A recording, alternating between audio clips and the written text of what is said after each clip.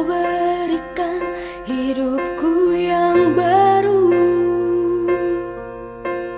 masa lalu yang membuatku teguh, sentuhan hangat kasih-Mu yang mengubahku menjadi rencana indah bagiku.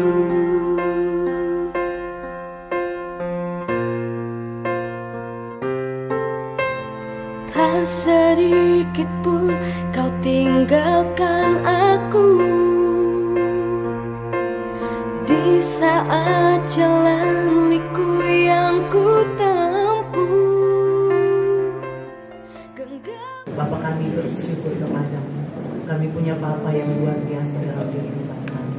Terima kasih buat penyertaan-Mu sepanjang minggu, bahkan sepanjang Tuhan malam, sampai saat ini kami boleh ada hanya karena anak kami. Ini kehidupan kami, Tuhan. Tidak ada yang tersembunyi di hadapan. Semuanya terbuka, Bapa. Setiap dosa-dosa pelanggaran kami Engkau tahu, dan kami mohon pengampunan, Tuhan. Kau sucikan, kuduskan kehidupan kami semua, Tuhan. Di dalam kuasa darah-Mu, dan layakkan kami menghampiri tahta-Mu yang maha kudus. Terima kasih Bapa, terima kasih Tuhan. Engkau tutup bungkus ibadah kami dari awal pertengahan sampai selesainya di dalam pimpinan kuasa Roh Kudus. Kami rindu hadirat Tuhan, boleh turun di tengah-tengah kami. Kami boleh berjumpa secara pribadi dengan Tuhan.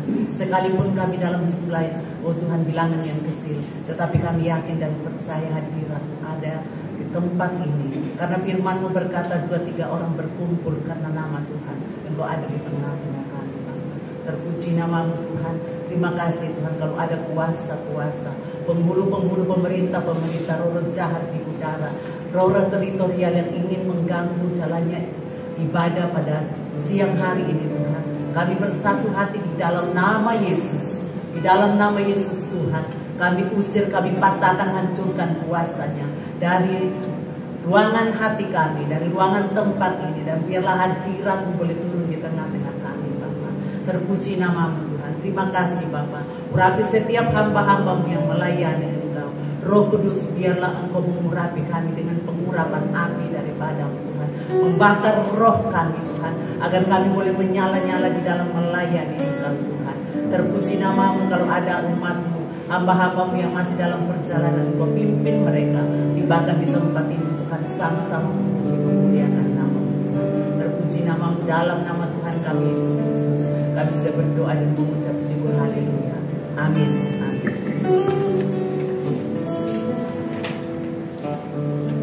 Puji nama Tuhan. Salam Bapak Ibu. Mari kita masuk dalam hadirat Tuhan. Kita siapkan hati kita untuk memuji menyembah Tuhan. Kau yang sungguh, kau sungguh indah dan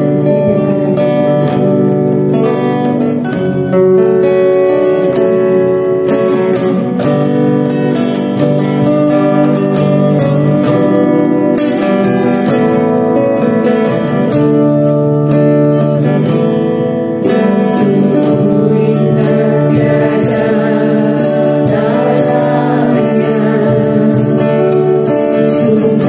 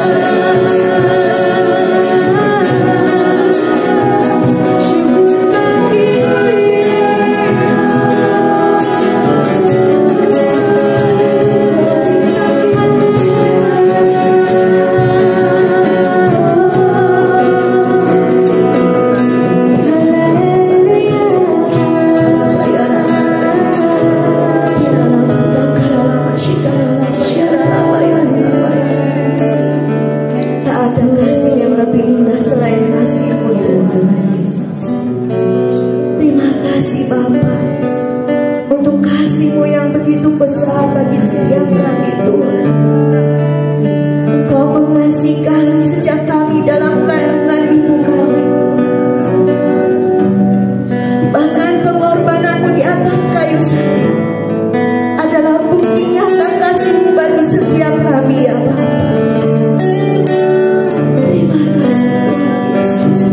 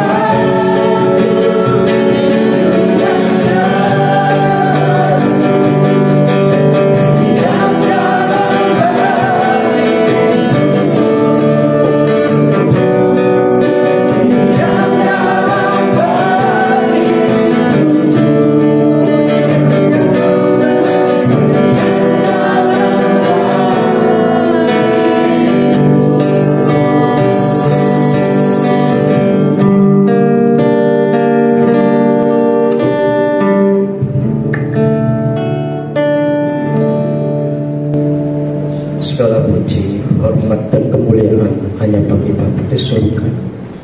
Benar Tuhan,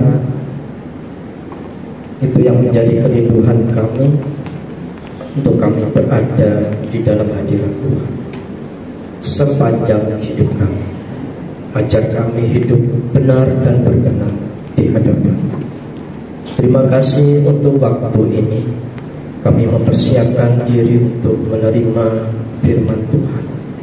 Ajar kami semua Tuhan untuk bisa terbuka akan kebenaran firman. Mari Allah Roh Kudus berbicaralah buat kami. Kami percaya bahwa firman-Mu adalah kebenaran, penuntun kepada jalan hidup kami. Lindungi kami Tuhan saat kami menerima firman. Kuasa Allah Roh Kudus ada bersama kami. Di dalam nama Tuhan Yesus Kristus kami sudah berdoa dan bersyukur. Amin. Silakan duduk Bapak Ibu. Shalom. Puji nama Tuhan. Kembali kita akan merenungkan firman Tuhan. Bapak Ibu, mungkin sebagian di antara kita di saat kita menjalani kehidupan ini, kegiatan setiap hari, ya, ada yang pebisnis, ada yang kerja kantor, ada yang jadi guru. Mungkin kita terbiasa untuk menjadwal, ya, menulis orek-orekan. Mungkin itu ditempel di tempat tidur, atau mungkin itu ditempel di kantor pribadi, atau bahkan mungkin di tempat dapur. Tapi ada sebagian orang yang berusaha untuk halah kegiatanku titik, nggak usah dicatat, nggak apa-apa, aku ngiling. Hanya mengandalkan memori kita. Tapi dia tidak menyadari bahwa di saat kita mengandalkan memori, otak kita ini walaupun segini memang apa ya, kapasitasnya tuh luar biasa. Kalau mungkin yang sekarang ini memori yang tertinggi itu namanya apa satuannya? Teta. Giga apa teta? Ya. Mungkin lebih daripada itu kita mengandalkan. Tapi ternyata satu hal yang sepele saja, ketika kita misalnya, ini banyak ibu-ibu ya, belanja ke pasar tanpa mengingat mau belanja apa, misalnya kita bikin jangan loden gitu ya. Apa sih jangan loden? Tetep bengek gitu ya. Hal yang sepele, waduh pencuri kawan loden, lali tuku. Maaf, loden ada kencur gak? Nggak ada ya. Apa? Yang sederhana yang Brambang bawang. Misalnya gitu ya. Atau daun salam gitu yang bikin harum. Padahal jarak rumah dan pasar minimal 1 kilo ya. Kalau nggak ada kendaraan lumayan loh, jalan 1 kilo. Jadi repot nggak? Jadi rasa-rasanya untuk bikin masalah lagi kan? Apalagi kalau kita sedang berpergian gitu ya. Ayo hari ini kita pergi yuk. Wah, yang terbiasa menjadwal, aku menyiapkan ini pakaian. Wih, ada kolam renang, iya pakai baju renang. Ada apa lagi? Ya bikin snack. Wih, dan lain sebagainya. Ribet, ketokannya ribet. Tapi di saat dia pergi, nyaman nggak? Karena prepare. Ya. Sedangkan yang satunya, oh yuk pergi, yes, ayo. Wih, ngandal apa? Isi dong, bawa baju sehelai sepasang ini cukup, tidak apa-apa. Di sana nanti beli. Tapi apa iya seperti itu? Bikin repot nggak? Ya kalau di sana tidak ada yang sesuai dengan ukuran kita, dengan selera kita baju itu, atau hal-hal yang sepele lain. Nah, di sini pagi ini kita merenungkan firman Tuhan. Tuhan ingin mengajarkan kita prepare, bersiap di dalam kehidupan ini. Kita belajar menyiapkan diri. Ya. Firman Tuhan kita ambil di dalam kitab Injil Matius pasal yang ke-25 ayat 1 sampai ayat yang ke-13. Di situ diceritakan tentang 10 gadis yang ditugasi untuk menyongsong mempelai. Wah, luar biasa ini ya. Bayangkan kalau kita ini, keluarga kita ada pesta pernikahan. Berapa lama kita harus mempersiapkan diri? 6 bulan. Wih, bagi sebagian orang mungkin karena pengen detail ya, pengen tampil bagus, karena ini tugas. Apalagi menyambut sang mempelai ini nggak sembarangan, benar nggak? Pemilik pesta, yang punya pesta ini pasti mencari orang-orang yang penampilan yang good looking ya, yang seger, yang cantik, yang penuh sukacita, ya, cara bicaranya ramah. Kenapa? Karena ingin supaya pada waktu mempelai laki ini datang, dia mendapatkan penyambutan yang luar biasa, merasa welcome, merasa diterima. Tuhan ingin kita juga, kita semua ini dipilih oleh Tuhan. Amin. Kita mungkin bukanlah pengantin perempuan itu, tapi minimal kita ditugasi Tuhan untuk menyongsong mempelai itu. Apa yang ingin kita, apa yang harus kita persiapkan? Di perumpamaan ini 10 perempuan, 10 gadis yang ditugasi, ya mereka sudah bergegas menyediakan apa? Full dress, ya, pakaian yang seragam. Oke, ayo kita seragam, pakai batik kabeh. Mari ngono dandane di mana? Apa pakai kundi apa enggak biasa? Oh, semua diseragamkan. Tapi ternyata pada tradisi Yahudi pada waktu itu, kebanyakan orang pesta itu terjadinya di malam hari. Loh, pada zaman itu ketika Tuhan Yesus memberikan perumpamaan ini, kira-kira ada listrik enggak ya? Yang ada apa? Oblik, atau di sana disebut pelita. Mereka prepare, mereka bawa. Tapi sayangnya dari 10 gadis itu 5 lebih prepare daripada 5 yang satunya. Dan 5 yang tidak prepare ini disebut bodoh. Kenapa disebut bodoh ya?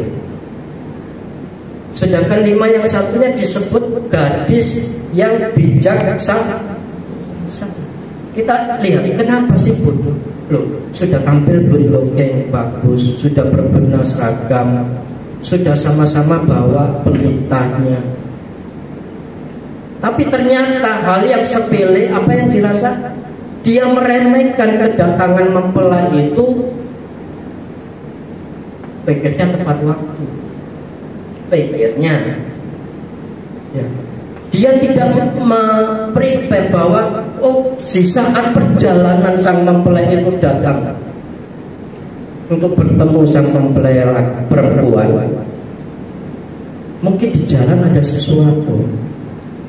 Zaman dahulu tidak ada mobil, yang ada unta ya, atau keledai, atau bisa juga jalan kaki. Kalau saya tanya tuh, kalau beberapa orang daerah itu ya, mana sih jaraknya? Itu lo cedek Pak. Pirang kilo? 10 kilo. Cedek 10 kilo. Ya ampun.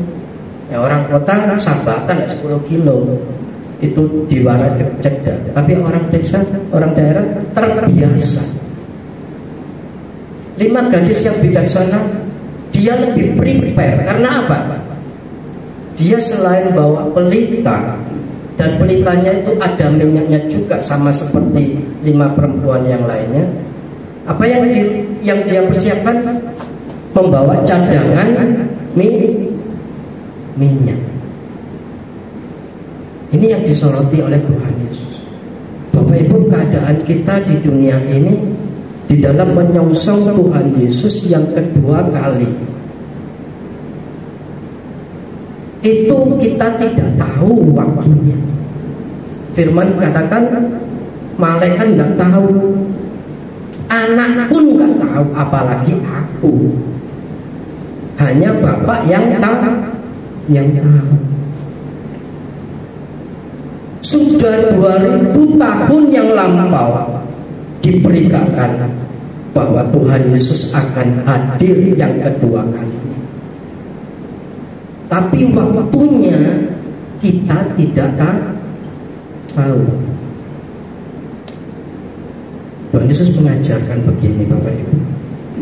Ya. Kita percaya bahwa ucapan Tuhan itu bisa dipercaya. Kalau Tuhan akan hadir, Dia pasti akan hadir. Kalaupun ada orang yang berbicara Tuhan terlambat, Tuhan tidak akan hadir, atau bahkan lebih konyol lagi, Tuhan meniadakan janjinya untuk tidak seperti itu. Kita lihat di saat Tuhan akan yang hadir pertama kali, berita itu disampaikan oleh zaman nabi-nabi sebelum kedatangannya. Berapa lama? Berapa abad? Sangat lama sekali. Tapi apa yang diucapkan oleh Tuhan, oleh Allah, itu pasti akan terjadi. Buktinya apa? Dinubuatkan ada penyelamat yang akan hadir, ada bintang timur yang akan menuntun, dan bayi itu akan hadir di kota ini, dan dia akan terbungkus oleh kain lampin di dalam sebuah balon, tepat seperti yang dinubuatkan, dan Tuhan hadir. Itu yang pertama. Kita bisa percaya ucapan Tuhan soal apa? Soal penebusan. Aku hadir untuk melayani.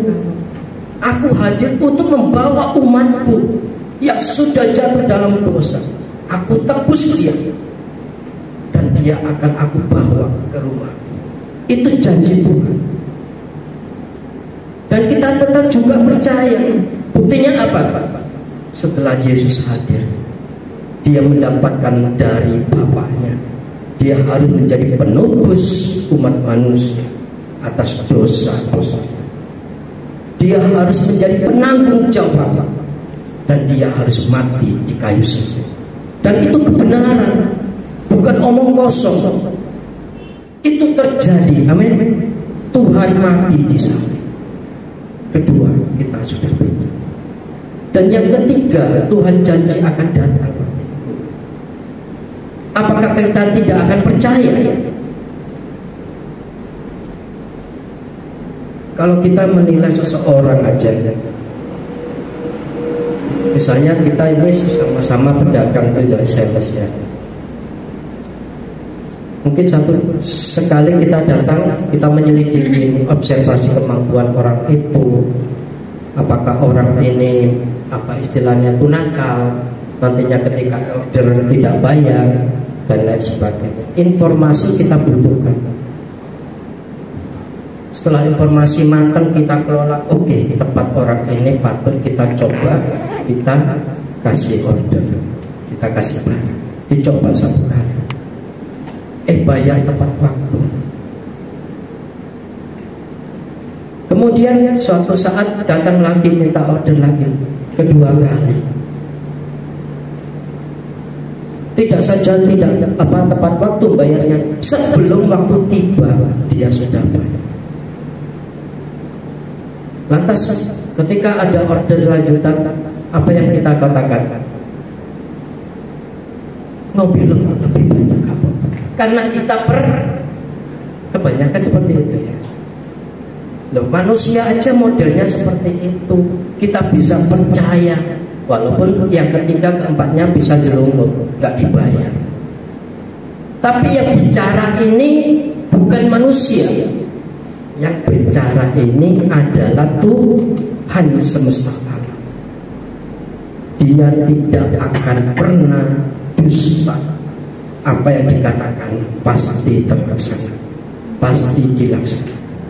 Dan inilah yang ketiga yang ingin Tuhan Yesus sampaikan. Tetap nantikan Sang Mempelai. Amin. Tapi bagaimana caranya? Seperti perempuan itu, kita harus prepare, Bapak Ibu. Kita harus menyiapkan diri kita. Kita sudah ditentukan oleh Tuhan sebagai gadis-gadis penyongsong mempelai. Ya, janganlah kita berpikir aku jadi mempelainya Kristus, jadi nyongsong saja. Puji Tuhan, kita disuruh menyongsong mempelai. Puji Tuhan. Itu saja kita harus benar-benar prepare, menyiapkan diri sebaik-baiknya, supaya di saat kita menyambut Sang mempelai itu bersukacita. Amin. Kita merasa enak ya. Ya, kita sebagian besar adalah seorang diaken. Ya. Ketika ada jemaah datang, kalau kita salaman, selamat pagi, shalom, tanpa menghadap orang itu, nyaman gak? Orang yang kita salami tak nyaman kan? Apalagi ketika kita salaman, kayak modelnya kita anjir-anjirin. Salamannya apa? Nempel aja gak nyentuh. Ya ampun, apa model begitu? Orang nyaman gak akan hadir? Model dia kan ini kok kayak ngono ya. Wes gak noleh, salaman kayak anji-anji eri, kayak najis saya. Atau mungkin perkataannya walaupun kalimatnya sama, shalom, selamat pagi, selamat beribadah. Shalom, selamat pagi, selamat beribadah. Tapi kalau diucapkan beda, shalom, selamat pagi, selamat beribadah. Enak enggak? Beda kan? Coba kalau intonasinya, shalom Bapak Ibu, selamat beribadah. Orang waduh, jangankan kita nunduk, dia yang akan nunduk lebih dulu Bapak Ibu. Dia akan menghormati kita lebih dulu malahan, berusaha. Kalau kita ingin sudah menunjukkan etika baiknya. Apalagi yang kita sambut ini adalah mempelai laki Kristus itu sendiri. Selain menyiapkan diri kita, apa yang kita bawa? Pelita itu ya. Mungkin gambaran rohaninya seperti begini. Kita dipilih oleh tuan rumah yang mengadakan pesta. Tentunya kita punya kriteria yang dianggap dia layak. Kita terima anugerah keselamatan yang Tuhan berikan buat kita.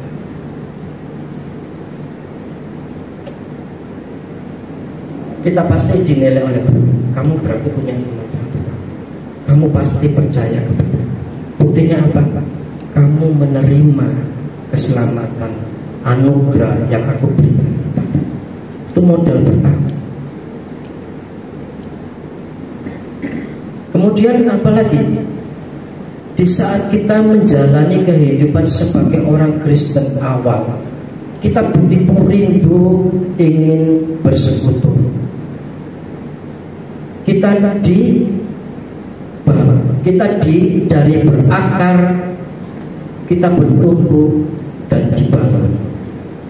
Kehidupan rohani kita terus menerus dari pertobatan, terima firman Tuhan, terima keselamatan, kita dibangun. Kita berada seperti dalam komunitas seperti saat ini. Kita begitu rindu bersekutu dengan rekan-rekan kita. Seperti 10 gadis ini. Mereka dipilih dan mereka berkomunitas, saling mengingatkan, saling menasihati. Apa yang kamu kurang? apa yang kamu kira? Kalau kita tidak bergabung dengan sesama kita, bagaimana kita bisa menilai diri kita? Kita sudah siap apa belum? Kita nggak tahu. Wong kita bercermin saja dengan muka sendiri. Setelah kita bercermin, firman Tuhan katakan, kamu akan lupa. Benar? Lo bercermin saja, ketika kamu lewat cerminmu bisa lupa gak? Wis bener sih serang gini lewat di belakang nomor, kayak gak yakin menurut. Dan itu yang sering terjadi ketika kita menutup diri dari persekutuan-persekutuan kita. Tapi jangan remehkan, jangan merasa bangga, wah aku sudah bersekutu, wah aku sudah rajin bergereja. Oh no, kita perlu pelita itu. Pelita itu gambaran kita, diri kita. Pelita kita harus menyala, Bapak Ibu. Kita menjadi terang. Seperti Kristus sumber terang. Dan terang itu berada di dalam kehidupan. Kita harus jadi terang. Kita harus jadi garam. Dan akan menjadi bohong kalau terang kita, wah aku sudah begini, ternyata terang itu ditutupi gantang. Bukan itu.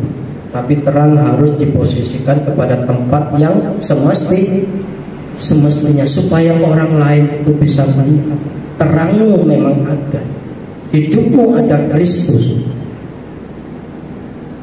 Di dalam kegiatan rohani mungkin kita seperti saya bercerita tentang firman Tuhan, sebagian bersaksi, sebagian lagi menjalani bermain musik, menjadi song leader. Artinya semua kegiatan gereja kita bangga. Oh, aku pasti bisa mendapatkan mempelai Tuhan, menyongsong mempelai Tuhan, dan aku bisa diterima di dalam perjamuannya nanti. Ternyata tidak demikian, Bapak Ibu. Ada 5 wanita gadis yang bodoh.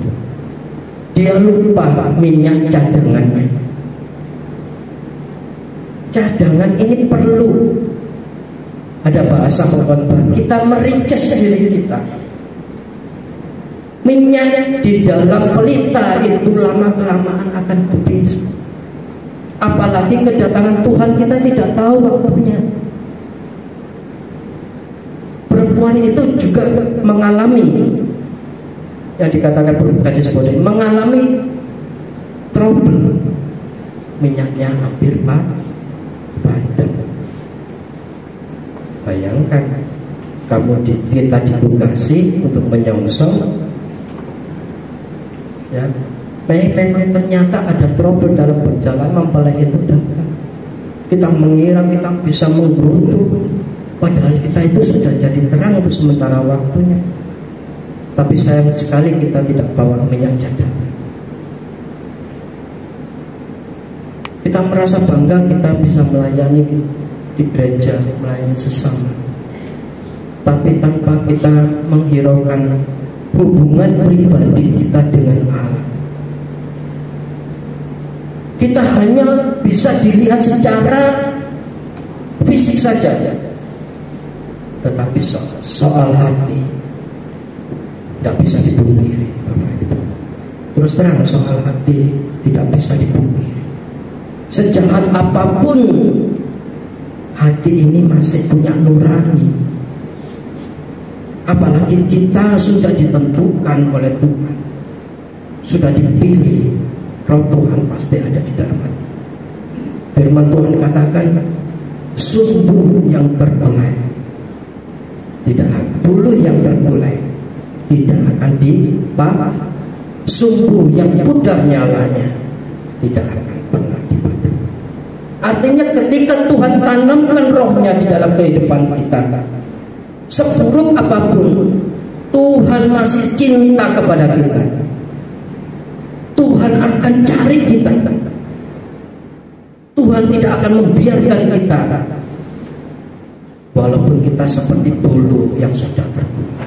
No, Tuhan tidak akan pernah. Karena apa? Karena waktunya masih berlangsung. Kehidupan kita masih ada. Era kekekalan itu masih ada. Hidup kita, umur kita menjadi batas kekekalan bagi kita setiap pribadi. Ketika kita masih hidup ini, masih bernapas,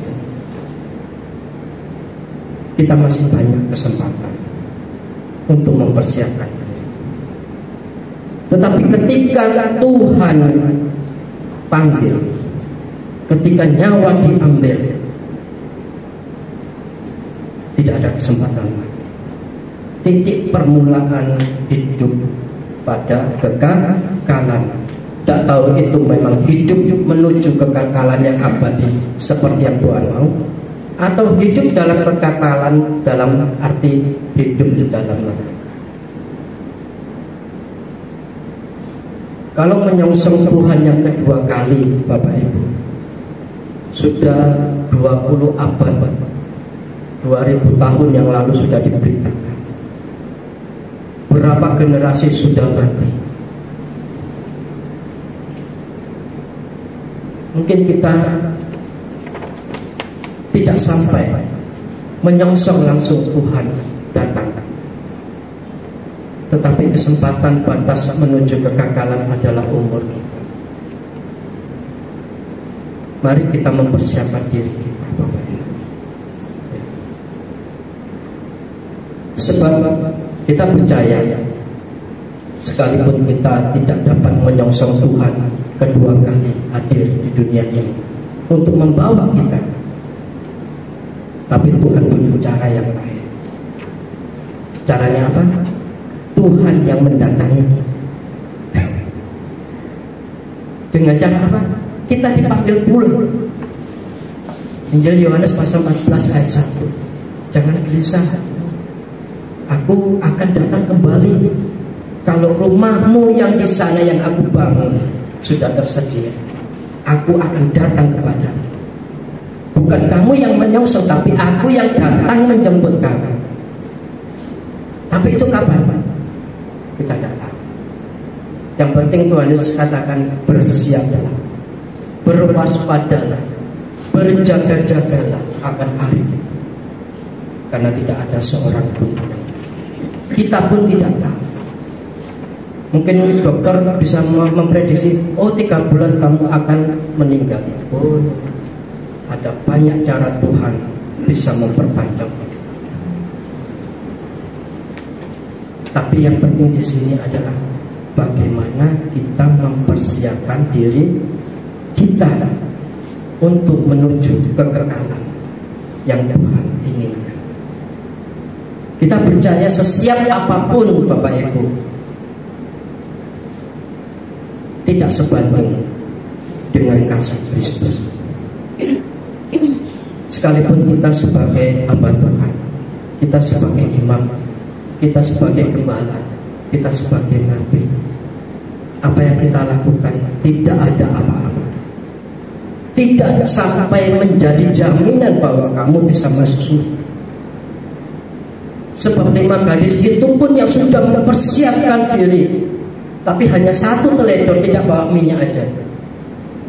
Ketika dia beranjak untuk beli minyak itu, pintu perjamuan, rumah perjamuan tertutup. Dan di saat dia datang, Tuhan, tolong bukakan, aku juga yang menyongsong engkau. Tapi Tuhan katakan apa? Nyala aku tidak. Di firman yang lain, Tuhan, Tuhan, Tuhan, bukankah aku yang telah menolong orang ini mengenalkan kepadamu? Bukankah aku yang melakukan, aku yang jadikan alat untuk melakukan mujizat? Bukankah aku rajin gini-gini dan sebagainya? Tuhan katakan, nyalah daripadaku Engkau yang membuat gajah, tentu kita tidak ingin seperti itu. Oleh karena itu, cadangan minyak ini penting Bapak Ibu. Hubungan intimasi kita dengan Tuhan sangat penting.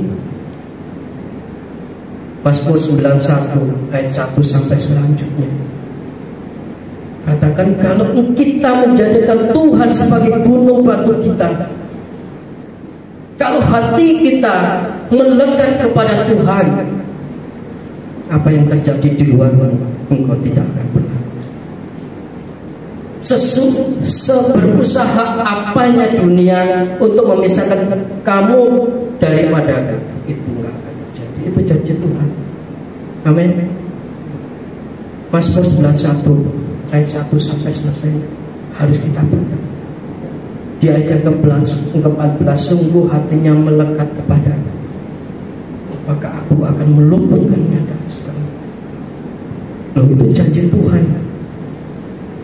Kalau kita mempunyai cadangan minyak, hubungan intimasi itu keberlanjutan. Kita seperti Mazmur yang tadi, hati kita melekat. Kita tidak perlu berkat Tuhan, kita tidak perlu mujizat Tuhan, tapi kita perlu pribadi Tuhan. Karena berkat bisa dicari, mujizat bisa berhenti, dan lain sebagainya. Tetapi cinta Tuhan sebagai pribadi, itu yang harus menjadi tujuan kita, fokus kita. Carilah dahulu kerajaan Allah serta kebenarannya, maka segala sesuatu yang kamu butuhkan akan dipenuhi oleh Tuhan. Itulah yang menjadi poin kita, destiny kita, tujuan hidup kita. Kalau kita memperoleh Kristus secara pribadi, apa sih yang kita butuhkan? Tidak ada yang bisa memisahkan kita dari Kristus. Amin. Karena itu, poin yang terakhir Bapak Ibu, saya akan bacakan di dalam 1 Tesalonika pasal yang kelima ayat 9 sampai 10. Karena Allah tidak menetapkan kita untuk ditimpa murka, tetapi untuk beroleh keselamatan oleh Yesus Kristus Tuhan kita, yang sudah mati untuk kita, supaya entah kita berjaga-jaga, entah kita tidur, kita hidup bersama-sama dengan Dia. Sesiap apapun hidup kita, seberjaga-jaganya apapun hidup kita, tanpa Kristus kita dapatkan, ya, itu akan menjadi sia-sia. Karena usaha kita untuk mencapai kesempurnaan itu tidak ada orang yang bisa sampai sempurna. Tidak ada orang yang bisa mengatakan aku sudah suci, aku sudah sempurna. Nah, hanya Tuhanlah yang menyucikan kita, hanya Tuhanlah yang menyempurnakan kita. Nilai dikatakan entah kita sudah berjaga-jaga, atau bahkan entah kita sudah tidur, seperti Elia tidur, tapi Tuhan bangkitkan, Tuhan bangunkan. Karena kita sudah mendapatkan pribadi yang sebenarnya.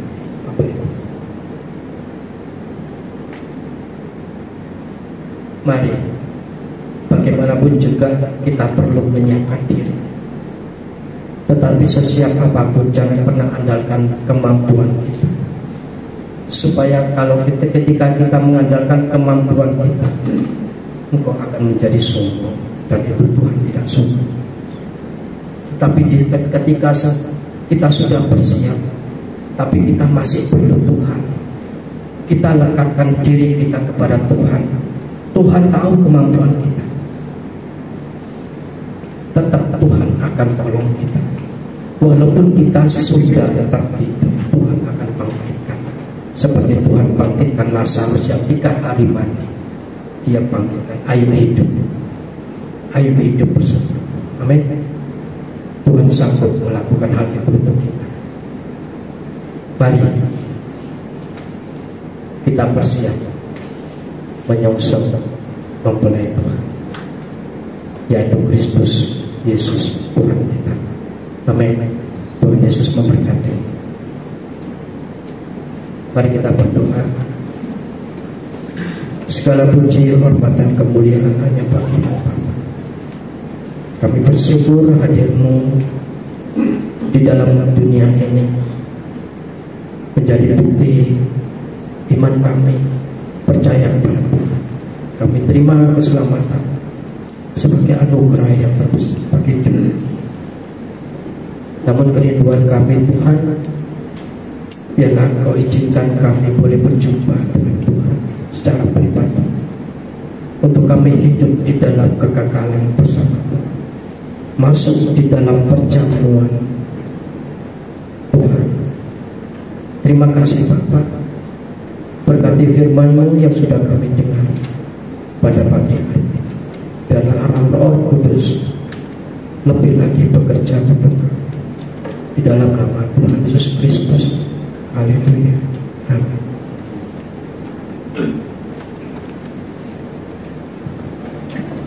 Baik Bapak Ibu yang dikasihi Tuhan, kita semua diberkati dengan firman Tuhan pagi hari ini. Amin. Katakan amin. Amin. Amin. Harus semangat ya. Puji Tuhan, kita termasuk 5 gadis bijaksana yang oleh Roh Kudus yang ada di dalam kita, yang diberikan Tuhan kepada kita, memampukan kita semua untuk melayani Tuhan dalam segala hal. Sehingga bukan dengan kekuatan, kepandaian, akal pikiran kita, tetapi oleh Roh Kudus.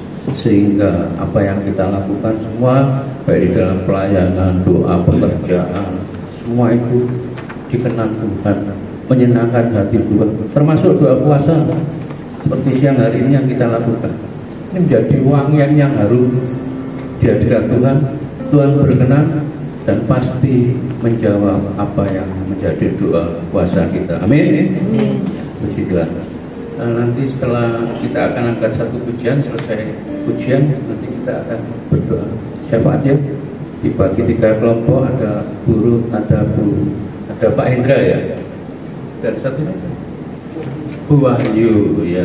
Puji Tuhan, ini yang diberkati doa kelompok ini, kami percaya berkatnya semakin berlimpah. Amin. Ya, kita angkat satu pujian. Begitu besar kasih Allah pada kita.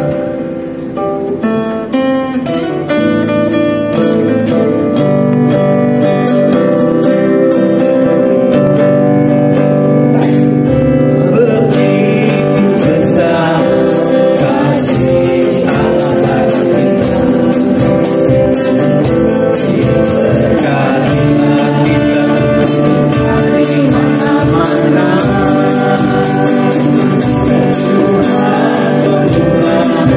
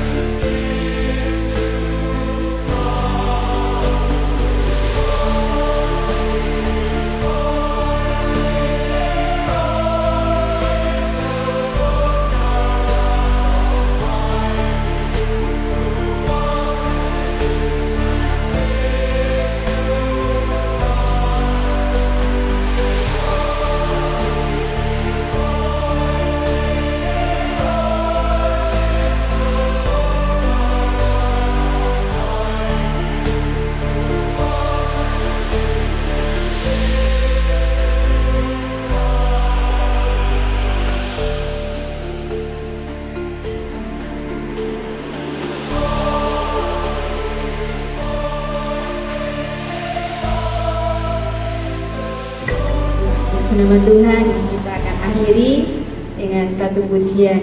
Kita dipilih. Bapak Ibu yang dikasihi oleh Tuhan, kalau kita dipilih Tuhan itu sungguh sangat luar biasa. Amin. Karena di luar sana banyak ya, banyak mencari keselamatan ya. Tapi kalau kita sebagai umat Tuhan Allah, kita patut bersyukur. Amin. Baik, mari kita bangkit berdiri sama-sama. Kita akan akhiri dengan satu sukacita. Haleluya.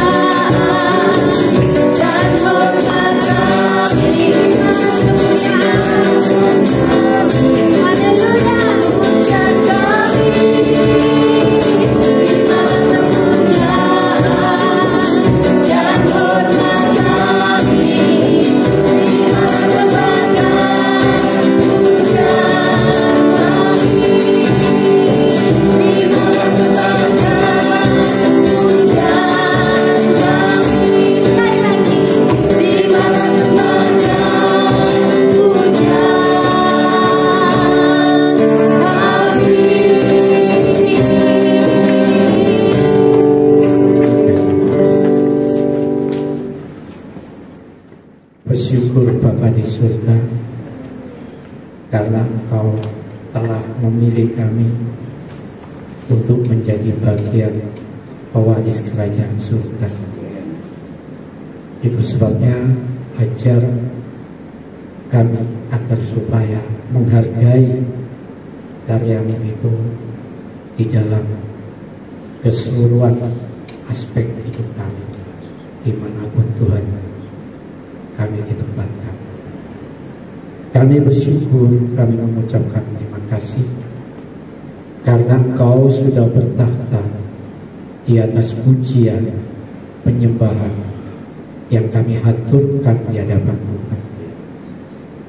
Kami bersyukur, kami mengucapkan terima kasih untuk kebenaran firman-Mu yang pada pagi hari ini sudah kami renungkan bersama-sama, sudah kami dengarkan bersama-sama. Itu menjadi kekuatan bagi setiap kami, agar supaya kami tetap memelihara pelita itu sampai Engkau datang. Oleh sebab itu Bapa Roh Kudus, berikan kami hati yang bijak supaya kami dapat melakukannya dan kami tidak tertinggal. Karena kami percaya kami memiliki Allah yang senantiasa meresponi apa yang kami rindukan di hadapan Tuhan. Kami bersyukur, kami mengucapkan terima kasih.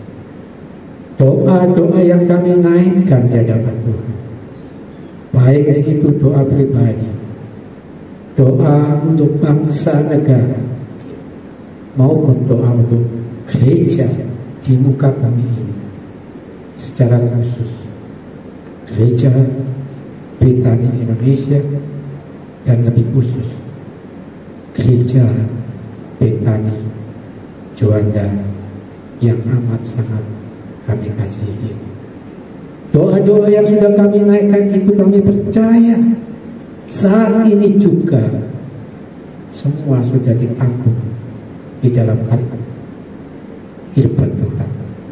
Dan hari ini juga kami sudah menerima jawaban dari Tuhan. Bukan menurut waktu kami, tetapi menurut waktu Tuhan. Karena waktu Tuhan adalah waktu yang terbaik buat setiap kami. Terima kasih Bapa, terima kasih Tuhan Yesus, terima kasih Roh Kudus.